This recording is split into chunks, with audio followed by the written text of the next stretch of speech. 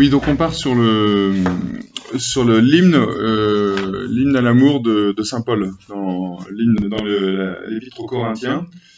Et donc le pape reprend cet hymne, qui est d'ailleurs souvent choisi par les fiancés, et puis il va détailler un petit peu, reprendre les choses en l'appliquant concrètement à la vie du couple, et plus étendu à la vie de la famille, mais il se centre surtout vraiment sur le couple et le mariage. Alors, ce qui nous intéresse, c'est donc le service au 94. Je mentionne quand même qu'il parle de la patience au début, parce que la charité est patiente, c'est le premier mot de saint Paul, en précisant que la patience, c'est pas de permettre tout et n'importe quoi sous prétexte de patience, c'est un peu je suis chrétien, donc quand on t'attrape la joue droite, tu dois tendre la joue gauche, etc. Non, il précise de toute façon assez belle, je trouve. Il dit qu'il ne faut pas exiger des relations idylliques. Je ne peux pas attendre que l'autre soit parfait, que tout soit merveilleux. Et du coup, acceptant que tout ne soit pas merveilleux, je vais justement patienter. Il ne s'agit pas de tout supporter, de rien dire, mais j'arrête de me crisper sur ce qui devrait être selon ma petite image, et j'apprends du coup à connaître l'autre, et à reconnaître qu'il a le droit de vivre tel qu'il est, et que j'ai moi-même mes difficultés, mes péchés, et du coup j'apprends à l'accueillir lui comme il est. L'autre paragraphe, c'est sur la patience, sur le service, mais il précise que dans le texte français, la traduction c'est la charité est patiente, la charité est serviable, et dans le texte grec c'est la charité est patiente, pleine de bonté, en mode serviable. Enfin, c'est que le deuxième mot précise le premier. Et justement, là, on pourrait avoir une patience un peu passive, voilà, je reste zen, vous voyez, comme dans certaines images, un peu, ça serait maladroit de dire bouddhiste, mais le côté, voilà, rien ne m'atteint, rien ne me touche, ce qui n'est pas tout à fait chrétien. C'est que justement, non seulement la patience chrétienne, elle est de ne pas attendre la perfection, mais elle est au service, elle est pleine de charité, et qu'on arrive doucement justement au côté j'aime en acte. Dans le scoutisme, on a une petite phrase qui dit « servir, c'est aimer en acte », parce que le scout sert, le premier devoir du scout, c'est de servir. Mais on rappelle que voilà, c'est j'aime en acte, aimez-vous les uns les autres, c'était l'évangile du jour qu'on entendra dimanche, d'une autre façon. Mais voilà, et alors ça, je me penche sur ma racine, mais l'hébreu, en hébreu, aimer, c'est faire le bien. Il y a peut-être plusieurs mots pour aimer, non? Non, on a ce verbe-là, et puis il faut voir que le mot qui signifie c'est le bon, le bien et le bonheur. Et c'est le même adjectif d'or. Ah oui. Mazel tov. Ah, mazel tov, c'est le... D'accord. Très bien. Donc voilà, donc là on est vraiment dans la question du coup du paragraphe 94. On arrive petit à petit la patience qui est pas que passive, qui est active, la patience qui rend service. Et là, on rentre vraiment dans 94, dans l'attitude de service. Et alors, je vous invite vraiment à réfléchir là-dessus. Le tout début, saint Paul précise que, le pape avec saint Paul précise que l'amour n'est pas seulement un sentiment. Et je pense qu'aujourd'hui, c'est bien entendre qu'on n'est pas dans l'ordre du sentiment. Quand je vois des jeunes, je fais souvent un topo sur le fait de passer de la sympathie à l'amitié. Alors déjà parce que, dans le mode du langage courant, que trouver quelqu'un sympa, voilà, on le trouve sympa. Il y a un petit côté, il est comme ça, limite il est pour rien, je suis pour rien. Voilà, je le reçois comme sympa. C'est un ressenti. Et c'est très bien, ce qui est nécessaire pour creuser plus tard une véritable charité, une amitié concrète. Il faut déjà trouver des gens sympas, mais on voit bien que si on en reste là, il y a un peu le risque de l'utilitarisme. C'est-à-dire je vais vers l'autre parce qu'il m'apporte quelque chose, parce qu'avec lui c'est sympa, parce que j'ai un bon ressenti avec lui, Et puis, bah, le jour où il arrive de mauvaise humeur, bah, voilà, je vais dire quelqu'un d'autre, parce qu'aujourd'hui, il est pas sympa, aujourd'hui, il est mal luné. Et donc, on est vraiment en mode, enfin, si je reprenais les termes du pape Jean-Paul II, en mode de consommation. C'est un amour où, comme je disais l'autre jour, je crois, je suis plus en train de l'aimer comme j'aime le chocolat que de l'aimer comme j'aime un ami. J'aime ce qu'il m'apporte et c'est pas tout à fait ça.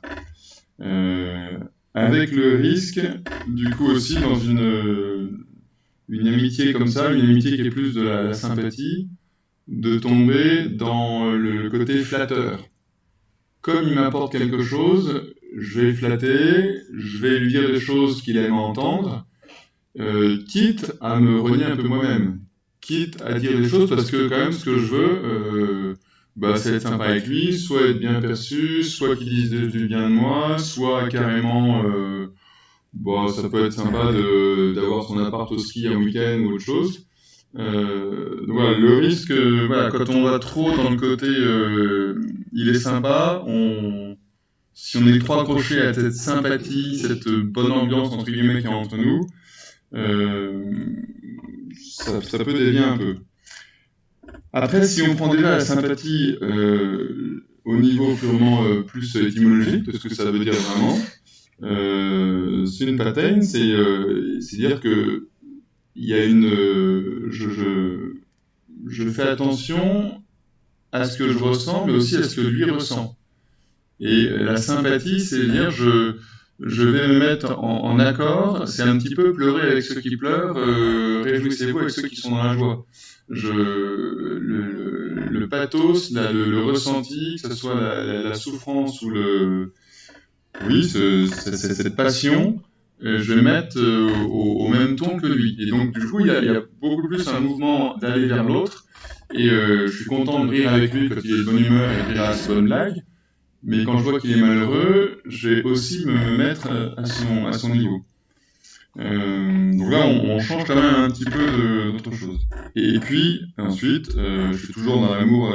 L'amour n'est pas seulement un sentiment, c'est pas seulement ce que je ressens, mais on arrive petit à petit, vous voyez, au fait que on va expérimenter par cette sympathie qui se transforme en amitié petit à petit, au fait qu'on va expérimenter le bonheur de donner. Et là, on trouve le mot grec, le mot hébreu, pardon, aimer, c'est faire le bien. En fait, je me rends compte que, bah oui, il est sympa, mais par cette attirance que j'ai, je me rends compte que cette personne a des qualités, et j'ai envie de développer ces qualités. Parce que je sais mettre en synchrone, je sais mettre sur le même ton que ce qu'il ressent, ben, je vais voir ses qualités, je vais voir ses talents qu'il a de bons, et l'aimer, ça va vouloir dire, ben, pareil comme pour la parabole, de faire fructifier ses talents. Je vois les talents qu'il y a en lui, parfois peut-être mieux que lui, parfois même je vais me rendre compte que il est en train de gâcher ses talents, et donc je suis plus du tout en mode c'est sympa, on s'amuse bien ensemble, et puis quand il est de mauvaise humeur, je laisse tomber. Je deviens petit à petit, je veux faire le bien, et là quand je vois qu'il est en train de se planter, ou de faire des erreurs, ou de gâcher ses talents, eh bien je vais lui dire. Au risque qu'il me fait un porte nez, au risque qu'il me dise mêle-toi de tes affaires, mais quelque part, parce que j'aime cette personne, parce que je veux son bien, et ben je prends le risque d'une mauvaise entente peut-être ponctuelle pour avancer. Et j'aime bien quand on prépare des fiancés, leur dire ben, ça peut être le rôle des témoins. Vous choisissez parmi vos amis des témoins, peut-être qu'un critère pour un témoin, c'est celui qui saura vous dire la vérité et qui saura être vrai avec vous pour avancer. Et du coup, qui dans 3, 5, 10, 15 ans, saura être témoin de l'engagement que vous avez pris et de dire, je pense que là, tu n'es pas tout à fait fidèle à ton engagement. Là, tu es en train de délaisser ta femme, tes enfants, etc. Et je sais que ça ne te plaît pas, je sais que tu vas peut-être me dire de m'occuper de tout ce qui me regarde, mais comme témoin, en fait, ça me regarde, et comme ami, ça me regarde, et je te dis les choses. Donc voilà, vraiment, le bonheur de donner, je peux voir ben voilà, que ça me fait plaisir de voir l'autre s'épanouir, Et je vais aimer, là aussi, c'est l'évangile de dimanche, aimer vous les uns les autres comme je vous ai aimé, au point de donner sa vie pour ceux qu'on aime. Ben, je suis capable de, petit à petit, de donner cette amitié, ce côté sympa, cette bonne relation. Je suis capable de les risquer pour le bien de l'autre, pour lui dire les choses. Voilà, du coup, vous voyez, le seul plaisir, on arrive gratuitement au seul plaisir de donner et de servir. En fait, voilà, je veux servir cette personne, et alors je sais, c'est un idéal, hein, c'est quelque chose de très ambitieux, mais je pense quand même qu'il y a le fond de l'amour du mariage, de dire, voilà, je vois la qualité de cette personne, et certes, évidemment, je sais que je serai heureuse avec cette personne, et heureux, et qu'on sera heureux tous les deux, mais n'empêche que je serai heureux quand il sera heureux, quand elle sera heureuse, quoi. Et ma vie, ça sera quand même de faire que cette personne grandisse et s'épanouisse de plus en plus. Je crois même que Jean-Paul II, dans une lettre, dit quelque chose comme ça. La personne qu'on va choisir pour le mariage, c'est la personne pour laquelle on pense être la mieux placée, c'est un peu, ouais, la mieux placée pour la rendre heureuse. Je pense que vu ce qu'il y a entre nous, vu l'affinité qu'il y a entre nous, vu comment on arrive à se comprendre, au moins une des personnes les mieux placées pour la faire grandir, et réciproquement, je pense que cette personne, je vois bien qu'elle me fait grandir, qu'elle me fait être moi-même.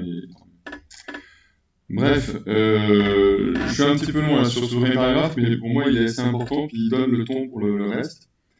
Sur le paragraphe 99, la charité, ça reprend la phrase de Saint Paul, la charité ne fait rien d'inconvenant, ou suivant les traductions, rien de malhonnête, rien de rude, rien de malséante.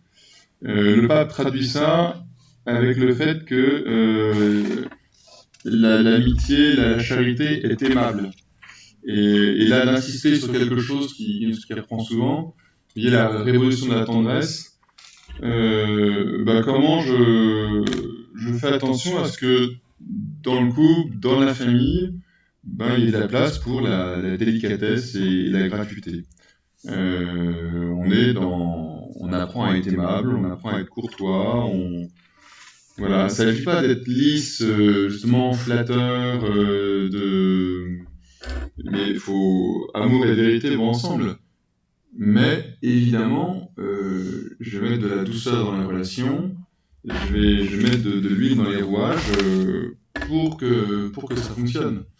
Et malheureusement, parfois on va être très aimable avec l'entourage, dans son travail, dans les relations extérieures. Et puis quand on rentre à la maison, voilà, on est un peu à la maison et puis on baisse le masque. Et puis ça peut être un peu épuisant de faire ses efforts pour sourire et autres. Donc on se permet d'être un peu plus direct, ce qui peut avoir du bon. On va pas être hypocrite et flatteur en couple et en famille. Mais faut pas pour autant perdre cette amabilité, cette douceur, ce travail sur soi pour dire les choses paisiblement, pour trouver le temps, etc. L'amour prend patience, je patiente pour trouver le bon moment pour dire les choses, pour trouver le ton juste, etc. Et ça, c'est un travail, je pense que c'est un véritable travail dans toute amitié, mais a fortiori dans le couple, pour justement, parce qu'on se connaît, eh bien, j'utilise cette connaissance pour le bien de notre couple, et non pas pour piquer, parce que je sais que ça fait mal et que j'ai envie de marquer un point, mais pour dire, voilà, pour le bien de notre couple, il faut attendre, il faut trouver les mots justes, il faut éviter de commencer frontalement par tel sujet, et on voit tout le travail que ça peut être de mettre ça en œuvre, de rester aimable dans tous les sens du terme au sein du couple. Et puis, du coup, 105, là, le paragraphe 105, ça aussi, c'est un paragraphe important. Peut-être une fois de plus, j'étais ambitieux sur le nombre de paragraphes. Mais la question du pardon. Et je trouve ça très beau, comment je prends en compte, je comprends la faiblesse d'autrui. Il prend le pardon par excellence qui est écrit sur la croix. Père, pardonne-leur, ils ne savent pas ce qu'ils font. Et ce qui n'est pas, encore une fois, un pardon un peu gentillet, bon, Père, pardonne-leur, parce que, voilà, de toute façon, on est bon, puis tu pardonnes, donc, non, non. Je me mets à leur place, j'essaie de comprendre leur situation, etc. Et évidemment, ces Romains ne savent pas qu'ils sont en train de crucifier le Fils de Dieu. Donc, et ça, vous voyez, dans le couple, pardonner, il y a un premier mouvement, justement, qui est de miséricorde, dans le sens, je veux pas partir dans la colère, dans la revanche, dans je rumine mon truc, et puis je compte un peu les points, ça fait quand même 10 fois que je le dis, etc. Je veux mettre une sorte de préavis de confiance, d'a priori de confiance sur notre relation. Donc je veux retendre la main. À nouveau, je tends la main parce que je veux croire que voilà, il n'a pas compris, qu'il faut encore du temps, qu'il a ses soucis ou qu'elle a ses soucis, enfin il ou elle, bien sûr. Mais toujours amour et vérité s'embrassent, je passe quand même par la vérité. Et je dois, dans cette bienveillance, lui dire que j'ai été blessé, je dois entendre la prise de conscience que l'autre m'a blessé, et à partir de là, toujours enrobé dans cette miséricorde, à partir du moment où on est conscient qu'il y a une blessure, que je souffre, et qu'il faudrait idéalement quand même que pas que ça recommence, ou tout faire pour pas que ça recommence, eh ben, je pose un acte de confiance pour reprendre et dire voilà, la vie continue et je veux croire qu'on peut construire quelque chose à nouveau. Et le pape continue sur le 106, dans le paragraphe 106. J'ai juste dans la fin du paragraphe 105, on risque de devenir impitoyable devant toute erreur de l'autre. Justement, comme la patience au début, le pardon, c'est je suis pas impitoyable. Je veux continuer d'être le juge qui veut croire en l'autre et qui veut croire que malgré les difficultés, malgré tous les éléments, est-ce que c'est l'environnement, est-ce que c'est lui qui est trop ci comme ça, elle qui est trop têtue, machin, ben, je veux quand même croire qu'il y a une part de possibilité, une petite étincelle qui fait que on pourra avancer à nouveau, etc. Et en 106, le pape redit combien, évidemment, c'est pas facile, que c'est quelque chose, ça demande un grand esprit de sacrifice. On sacrifie notamment son orgueil, ce qui est le plus dur, hein. On est blessé, on a droit effectivement à crier, à critiquer, etc. Sauf que ce droit doit être certes mentionné et expliqué, dit, il ne doit pas être nié, mais il doit être dépassé par la charité, par la volonté d'avancer. Donc vous voyez, voir aussi c'est difficile parce que forcément au sein d'une famille, les blessures sont plus profondes parce qu'on a des liens plus profonds. Je peux pardonner facilement aux collègues que je croise une fois par semaine comme ça, et bon voilà, il est un peu gentillet, il est casse-pied, il a ses humeurs. Je vais pas entre guillemets me prendre la tête avec lui, donc je pardonne. Le proche que je vois tous les jours, qui me connaît, etc., et je sais que ça va recommencer et autres, ben forcément, les liens sont plus profonds, donc les blessures sur le lien sont plus douloureuses. Mais quelque part, justement, c'est quand le Christ nous invite à aimer notre prochain, c'est pas le prochain qui est un peu loin, c'est le prochain qui, par définition, est proche, et c'est avec lui qu'il faut encore plus avancer.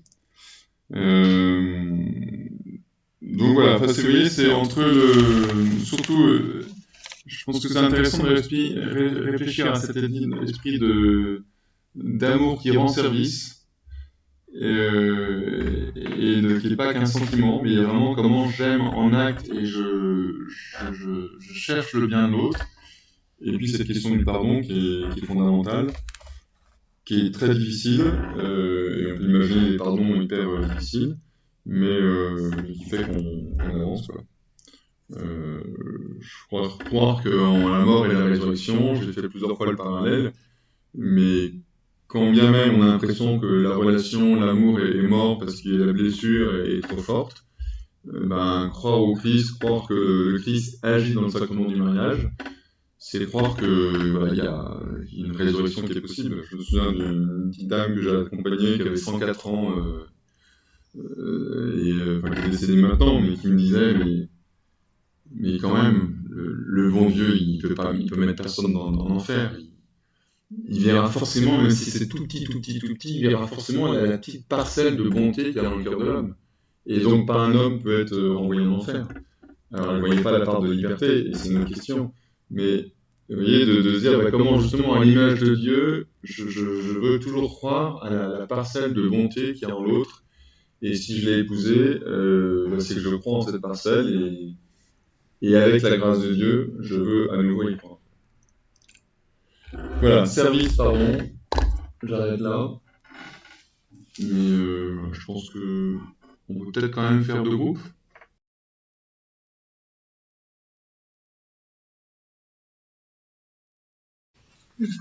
Alors,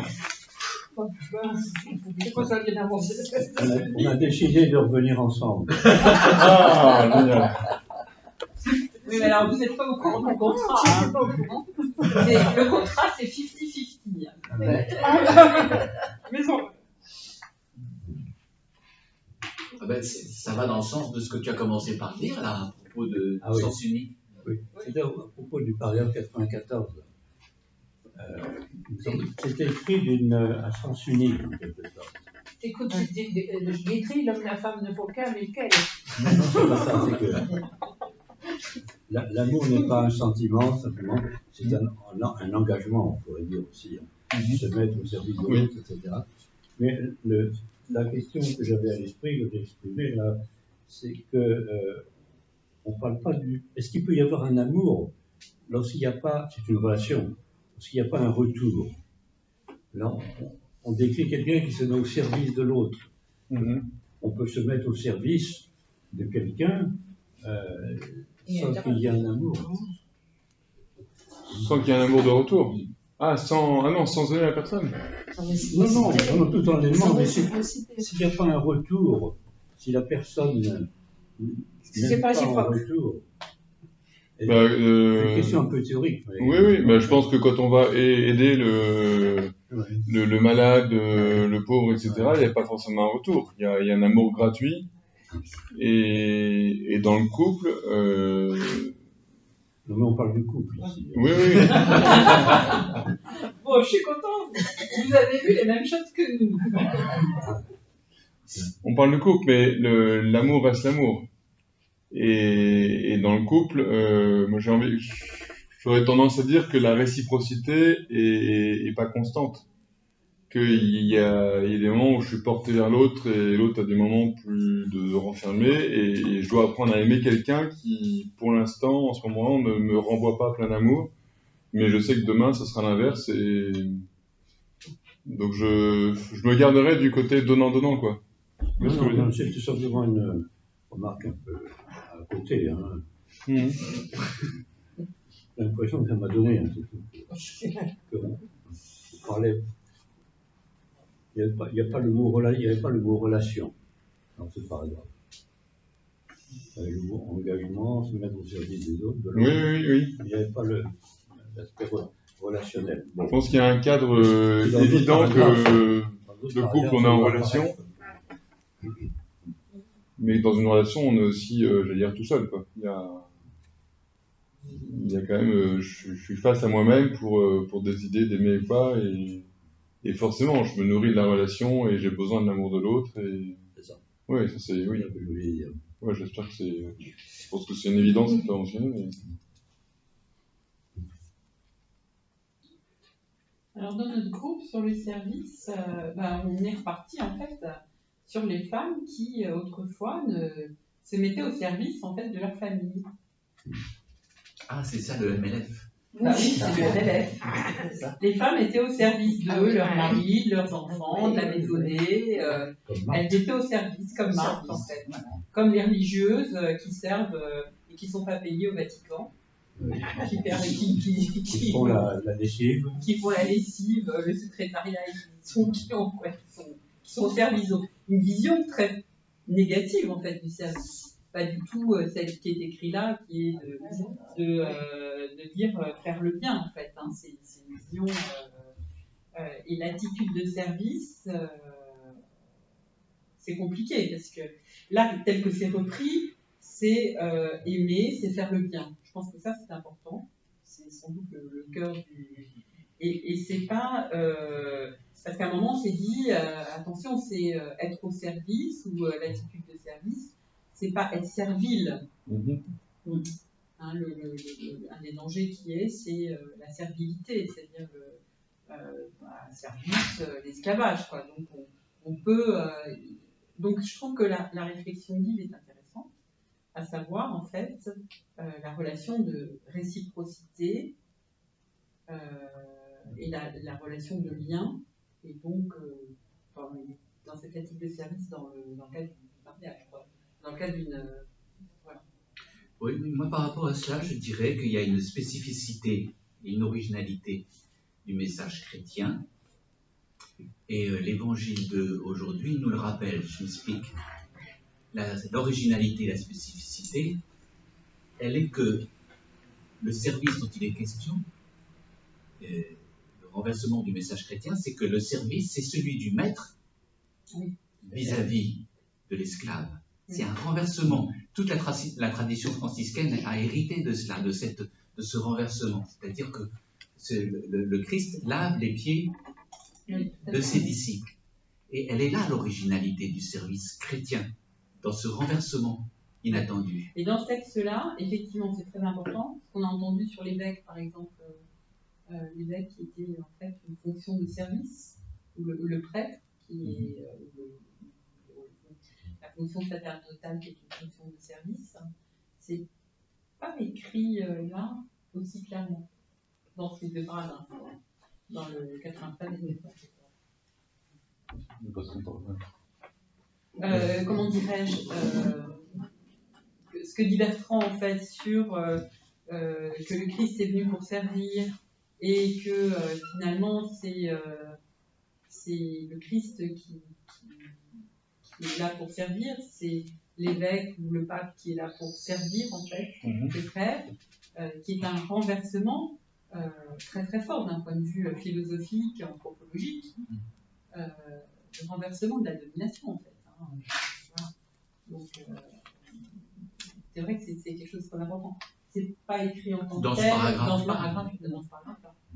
Mais c'est très important. Alors nous, ça nous a fait dérailler. C'est un mot qui est revenu beaucoup, dérailler. Je crois que c'est Yves le premier qui m'a dit que je déraillais, puis après... Ça change du train quotidien, dérailler. Voilà, c'est ça. Et on a eu une dispute théologique, tu pourrais nous dire? Nous avons parlé du fait que celui qui me frappe au talon, comment dirais-je, j'arrive pas à expliquer ce que je veux dire. On a eu une dispute tous les deux, on n'est pas d'accord et on s'est dit qu'on allait demander aux spécialistes un arbitrage à propos de... Donc c'est l'évangile du jour qui nous a pas mal inspiré. Celui qui me tape au talon, qui me frappe. Est-ce que le Christ aime Judas? Yves m'a dit, tu nous embêtes avec ça, c'est une question accessoire. Donc on a quand même insisté dans notre... voilà, c'est... le Christ dit, je sais ce que j'ai choisi, je connais, je sais, je voulais te demander, ce que j'ai choisi. Et puis, à propos de la référence à Judas, il dit, alors, c'est une astuce ça du texte, il fallait que l'écriture s'accomplisse, et là il cite, celui qui mange avec moi m'a frappé, ou me frappe, ou m'a frappé du talon. Et c'est là qu'il y a une dispute, parce que Albert dit, bah oui. Qui frappe du talon? C'est Judas qui frappe le talon du Christ, et moi je suis pas d'accord. Bien ça, ben, si. C'est Judas qui frappe. Alors pourquoi? Parce que frapper du talon, qui frappe du talon? C'est Judas qui frappe du talon avec son talon le Christ. Ce qui est évidemment un petit peu déroutant. C'est là que j'ai besoin d'un arbitrage. Je me suis référé au texte exact. Le texte dans l'évangile aujourd'hui, c'est frapper du talon. Oui, mais quel est le sujet, quel est le complément? Qui frappe du talon? Qui? Et en français, frapper du talon, c'est pas frapper au talon. Hein? Oui. C'était l'exagération, non? Et non, je vous le dis comme je l'ai compris, donc pas d'accord. c'est Judas, et c'est vrai que c'est un peu déroutant, qui, mangeant du pain donc avec le Christ, frappe du talon le Christ, comme si le Christ était le serpent. Pas du tout, évidemment. Ben, moi, je ne vois pas comme ça. Puisque c'est une référence à l'écriture. Hein. Non, mais pour que ce soit clair, c'est une référence à l'écriture. Le talon, c'est le talon d'Ève, n'est-ce pas? Il y a d'une part, il y a le talon d'Ève et puis il y a aussi Jacob. Non, c'est la hanche. Ah oui. Non, parce que le talon, c'est quand il veut sortir le premier. Donc il sort par le talon. Ah oui. À la naissance. Au moment de la naissance. Oui, alors Albert, j'ai pas bien compris. Oui, je veux savoir qui Frappe du talon. Voilà. Qui frappe du talon. Qui tape l'autre. Mais c'est Judas. C'est Judas qui frappe, ça ne peut pas être le Christ, ce n'est pas possible. Mais Non. ça veut dire quoi du talon? Qui Peu frappe le importe. talon du Christ? Je ne Dans sais le pas. texte, c'est que ça, celui qui mange le pain avec moi m'a frappé du talon. Ah oui. Donc dans le texte, c'est explicite. Bah, je crois que C'est Judas. c'est donc déroutant. M'a frappé. En français, si c'est en français, mais moi je connais pas le grec, c'est Judas qui frappe avec son talon. En bon Et français. c'est Qui une frappe le image. Christ avec son talon. Oui, Oui, mais c'est une image. Bien sûr, c'est une image, Oui. mais une image intéressante et déroutante, parce que c'est l'idée sous-entendue que c'est Judas qui prend le Christ pour le diable, ce qui est évidemment son erreur. Ouais, c'est pas là, est-ce que c'est pas un peu rapide? C'est une hypothèse que je propose. Oui, c'est un peu rapide, mais on était dans le déraillement à la question Du service. du service et d'aimer ceux qui vont nous tuer. Hein. Oui. Hein, c'est pas rien, aimer nos ennemis, quoi. C'est pas rien. Quoi. Non, c'est pas rien. Mais enfin, de fait, On m'a dit, je sors la télévision, on a des images de soldats russes qui tirent dans Les le hypothèses sont faites. Et donc il a été question du pardon. Donc on a parlé un peu du pardon. Hein, pardonner ceux qui nous ont tués, ça c'est pas possible parce qu'on ne sait pas, parce qu'on est mort, on ne sait pas, mais violés, parce qu'il a beaucoup été question. Hein. Ou alors c'est la question, comment il s'appelle le grand philosophe Yankelevitch, qui est juif, donc qui n'a pas pu mettre un pied en Allemagne après la guerre, qui avait comme ça une sorte insupportable, c'est-à-dire qu'il a été très polémique pour dire que non, c'est absolument impardonnable, n'est-ce pas? Imaginons la situation où on pourrait pardonner le criminel nazi. C'est compliqué. ah bien sûr. Non mais oui. Il faut prendre ces cas extrêmes pour penser le quotidien. On a parlé Tout à fait, tout à on a fait. parlé de ça. Pour le lien avec le mariage. Oui. Non. Bah, les disputes dans les Il n'y a couples. pas un camp de concentration. Bah oui, c'est ça. Ouais, c'est vrai. Heureusement, il y a le divorce. Non mais clairement. Oui. Heureusement, il y a le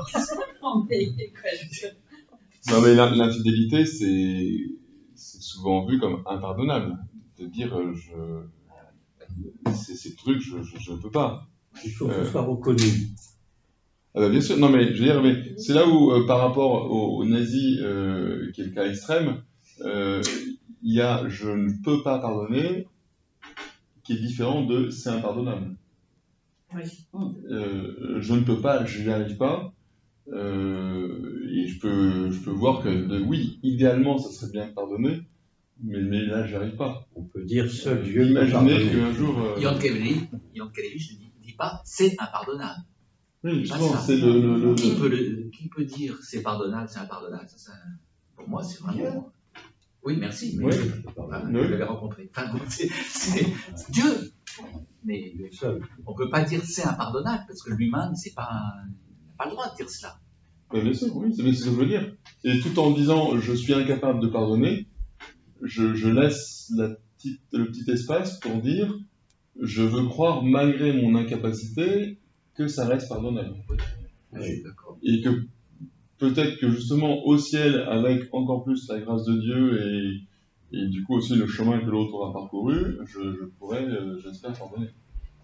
Mais pour revenir au couple, effectivement, enfin, dans tout ce que j'entends, effectivement, on sent que l'infidélité est le truc qui brise complètement et pourtant on voit des pardons qui sont donnés. Et je dis chapeau bas parce que c'est beau de voir que c'est faisable, mais respect devant ce geste, d'être capable de pardonner ce genre d'acte qui parfois est... Alors, moi, mon opinion toute humble, mais à propos de ces réciproques, j'y crois pas du tout à la possibilité que un conjoint pardonne à l'autre conjoint si l'autre conjoint ne reconnaît pas qu'il est, qu'il est aussi... Oui, mais je pense pas que le pardon soit ça. Non, je suis en train de dire que psychologiquement, j'y crois pas en la possibilité dans un couple que l'autre pardonne, l'un pardonne l'autre, Oui. si l'autre, s'il n'y a pas cette réciprocité, et si l'autre n'est pas capable de s'identifier à l'infidélité. Oui, mais je pense que ce n'est pas le pardon. Oui, c'est ça. Dire j'ai pardonné à l'autre en sachant que l'autre n'a pas reconnu son infidélité, pour moi, c'est pas un pardon. Non, non, J'ai pas on m'a compris, dit. pardon. Ah oui, d'accord. Ok. Je veux dire, oui, dire que Nicolas dise à Sophie je te pardonne d'avoir été infidèle quand Sophie ne reconnaît pas d'avoir été infidèle, ce n'est pas le pardon chrétien. Je dis pour moi, le pardon chrétien. Ah oui, bien sûr. Oui, mais c'est ça. Du coup, votre problème quelque part n'existe pas. Comment ça? C'est pas Non, c'est un uniquement autre problème là. Non, mais dire que c'est pas possible, en fait, je suis d'accord avec vous, c'est pas possible parce que on n'est pas dans le cas du pardon. Mais si, tout à fait. Mais on est un dialogue de sourds là. Oui, C'est enfin, si je comprends bien, Pierre ne va pas pardonner l'infidélité de Sophie si Sophie ne reconnaît pas son infidélité, c'est ça? Oui. Le pardon chrétien, pour moi, il passe par la case vérité. Oui, C'est-à-dire qu'il est premier. c'est amour et vérité. Il y a ce que amour et j'ajoute. vérité. Oui. Que j'ajoute. Oui. Ça, c'est un autre niveau, et c'est peut-être un niveau plus psychologique, si vous voulez. C'est que je n'y crois pas en la possibilité d'un pardon authentique. Pierre pardonnant Sophie, si Pierre lui-même ne se reconnaît pas dans sa condition, Ah, par rapport à Pierre. dans sa condition, lui, Oui, de l'avoir été infidèle trompé. aussi. Ah, aussi infidèle. Ah oui, d'accord. Oui, c'est réciproque. Oui, C'est pas si compliqué que ça. Ce qui n'est pas si compliqué que ça, c'est la situation banale, c'est alors c'est marrant, c'est que Sophie a trompé Pierre. Et Pierre donc, a c'est trompé elle. Sophie aussi, alors. Ben, pas forcément, justement. Bon, alors, Donc, c'est moi, je trouve ça Eh ben, Je comprends mieux ce que dit Bertrand. pour être clair, j'y crois pas qu'il y a que Sophie qui a trompé Pierre et pas Pierre qui a trompé Sophie. Voilà, donc Pierre a trompé, Sophie a trompé. C'est en tout cas fait des âneries. Les deux personnes doivent dire je m'excuse, chacun a une j'ai été voir responsabilité. Pierre. Voilà. Même si évidemment il y a des manières plus pieuses que d'autres de tromper son conjoint ou sa conjointe. Ah, Et C'est là où on rentre dans la complication. ce que disent beaucoup de conseillers conjugaux, de dire il y a la faute n'est jamais de 100 à 100% d'un côté. Voilà. Que pour Voilà, arriver, c'est ça. ouais. et que voilà, il y a une part de responsabilité, et ça, on rejoint le premier point, dans la réciprocité.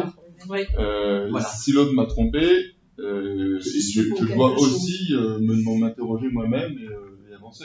Ouais. Il faut que j'avance sur moi-même, sur mon attitude, pour qu'il y ait un pardon qui soit donné et qu'on puisse reconstruire et pas être du coup grand seigneur en disant dans ma grande bonté, je t'écrase un peu en même temps parce que c'est moi qui... Exactement. Oui, c'est ça que je voulais dire. Vous avez parlé que c'est le pardon chrétien. Moi, j'ai l'impression que ce n'est pas uniquement le pardon chrétien. Moi, je suis frappé quand il y a des procès, précisément le procès actuel du 15 novembre, du 13 novembre, peu importe, les parties civiles souhaitent entendre quelque chose de la part des accusés. Oui. Oui. Qu'elles reconnaissent quelque chose ou qu'elles regrettent quelque chose. Et on peut penser que c'est ça qui pourra déclencher une certaine forme de pardon de leur part. Bien sûr. Donc, De pardon et je pense de résilience et de reconstruction. Oui. Avant même le pardon, c'est effectivement de se reconstruire, d'entendre de la part de l'autre qu'il y a eu quelque chose d'horrible, et si on n'entend pas de l'accusé, de l'entendre du juge. C'est ça. Le pardon, c'est pas l'oubli. On peut pardonner en disant je n'oublierai pas, mais je te comme... Et c'est un peu ça, quand je disais pardon chrétien, c'est que le pardon n'est pas heureusement, évidemment réservé aux chrétiens, mais parfois il est mal compris, et on peut prendre le pardon comme, bon, on oublie, ou on passe par-dessus, etc. Et je pense que le pardon chrétien a une exigence de dire oui, il faut tendre la main, oui, il faut croire que les choses sont pardonnables, etc. Mais si je passe pas par la vérité et de l'autre et de moi-même, effectivement, on n'est pas dans un pardon. On est dans un pansement sur une jambe de bois et ça fait rien. Ce Dieu peut pardonner parce que ils ne savent pas ce qu'ils font. Oui. C'est pas ça. Et de fait, on ne sait pas ce qu'on fait. Oui. On se rend pas compte, et je pense que même dans un couple, on se rend pas compte de la blessure qu'on inflige à l'autre, dans tout ce qu'on peut faire pour blesser.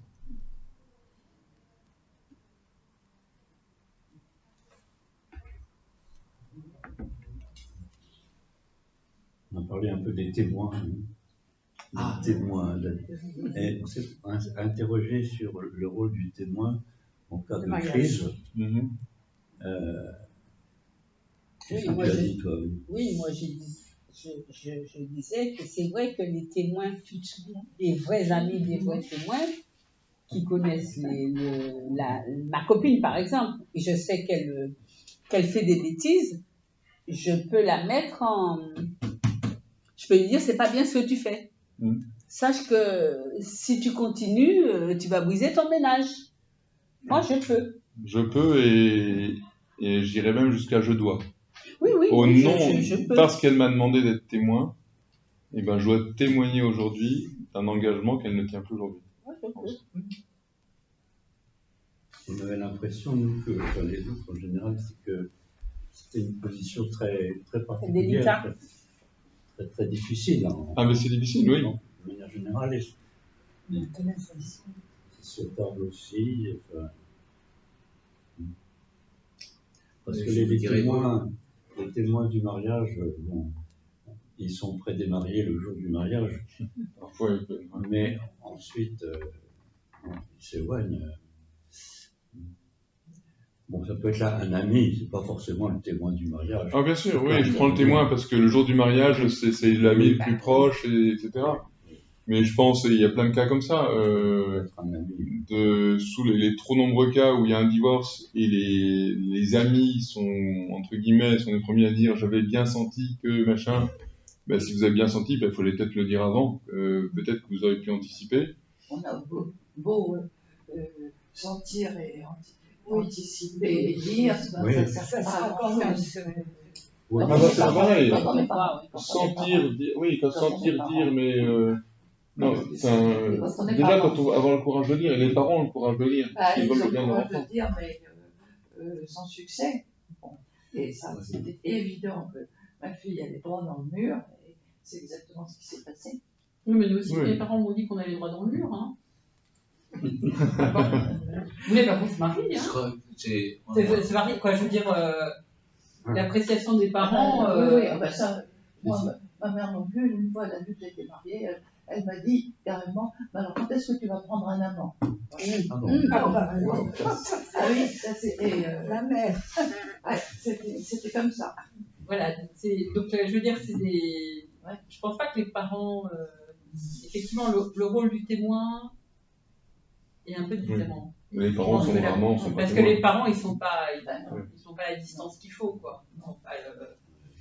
Ils sont pas dans la position qu'il faut pour dire les choses. Mais le témoin du mariage peut être important. Mais je suis en train de me demander si je me souviens des deux témoins de mon mariage. On se posait la question, justement. Mais il y a...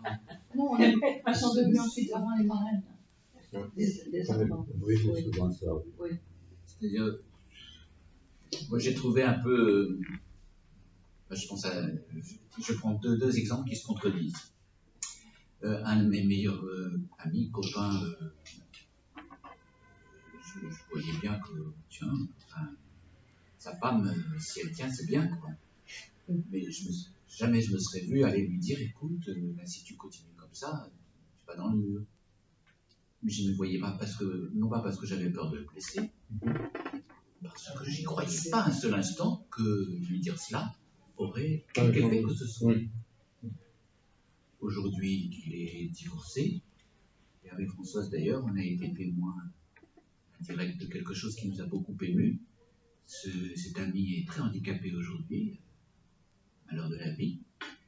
Il a eu à déménager, et puis donc on l'a aidé à déménager, et le lendemain, il nous a dit, ma femme, mon ex-femme, sera là pour m'aider. On dit quelle fidélité. Oui, Ça m'a beaucoup touché. Alors ça c'est le premier exemple que je vais donner. J'ai envie de donner le contre-exemple, mais qui est, bon, c'est parce que je vous aime bien, hein, c'est très très personnel.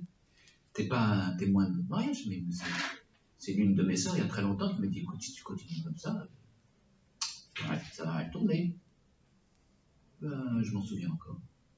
Donc voilà, je dis le contraire et ça existe. Elle a divorcé, mais son témoignage a quand même sa portée. Je m'en souviens. Ça montre que le mariage se construit dans la durée aussi. Oui. Et le départ, quelquefois, peut être incertain. Certains ont l'impression que ça ne va pas durer. Et en fait, ça dure. Je crois qu'il y a beaucoup d'exemples comme ça. Le moteur tousse un peu au début. Mais... Oui, mais les gens se connaissent peu éventuellement au début. C'est peu à peu qu'ils apprennent à se connaître. Oui, bien sûr. Oui. Et je pense qu'il faut avoir la persévérance de continuer malgré des déceptions, que ça colle pas à l'image qu'on avait. Et ça, la persévérance, c'est pas la qualité la plus partagée aujourd'hui. Moi, je dis que c'est dommage qu'il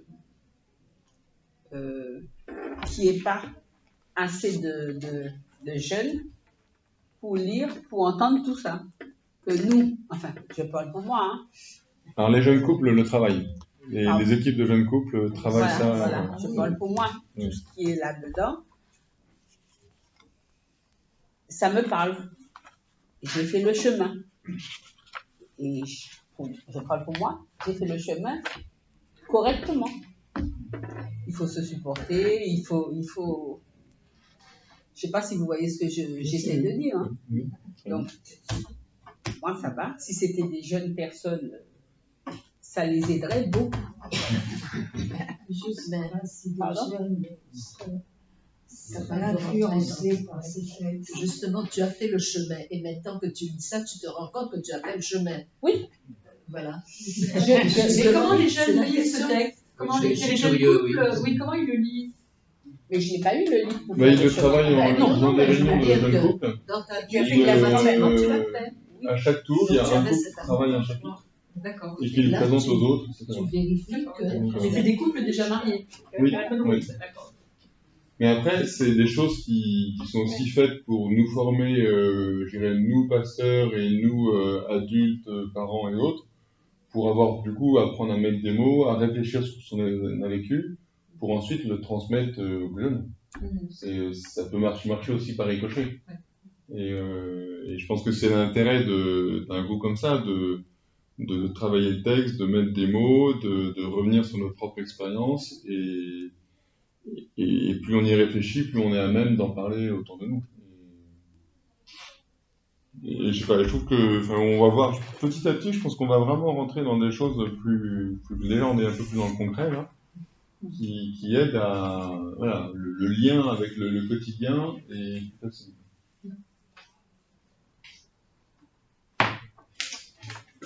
On prie, on éteint. Et on garde cette prière à Sainte Famille que vous avez sous les yeux. Oui. Et après, le numéro 325. 325. Le paragraphe 325. 255.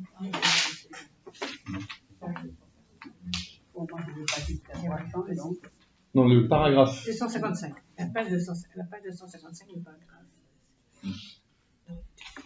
Au nom du Père et du Fils et du Saint-Esprit. Amen. Jésus, Marie et Joseph, en vous nous contemplons la splendeur de l'amour vrai. En toute confiance, nous nous adressons à vous. Sainte Famille de Nazareth, fais aussi de nos familles un lieu de communion et un cénacle de prière, d'authentiques écoles de l'Évangile et de petites églises domestiques.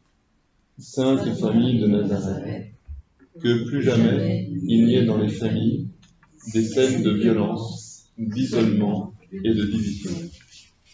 Que celui qui a été blessé ou scandalisé soit bientôt consolé et guéri. Sainte Famille de Nazareth, fais prendre conscience à tous du caractère sacré et inviolable de la famille, de sa beauté dans le projet de Dieu. Jésus, Marie et Joseph, écoutez, exaucez notre prière. Amen.